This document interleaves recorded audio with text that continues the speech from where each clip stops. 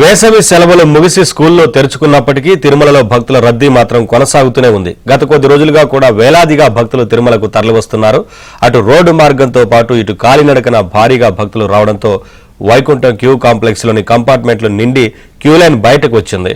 నారాయణగిరి ఉద్యానవనంలో ఏర్పాటు చేసిన షెడ్లలో కూడా భక్తులు నిండిపోవడంతో ఏటీసీ వైపు వరకు క్యూ లైన్ విస్తరించింది.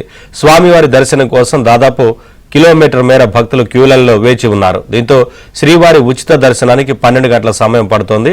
ప్రత్యేక ప్రవేశ దర్శనం, స్లాటెడ్ సర్వదర్శనానికి 4 గంటల సమయం పడుతోంది.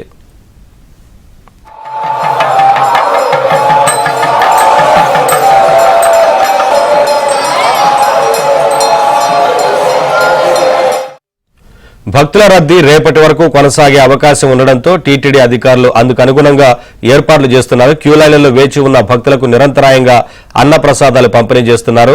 నీరు, మజ్జిగ కూడా ఇస్తుండటంతో భక్తులు ఉపశమనం పొందుతున్నారు. మరోవైపు వసతి పొందేందుకు కూడా భక్తులు గంటల తరబడి నిరీక్షించాల్సిన పరిస్థితి ఏర్పడింది.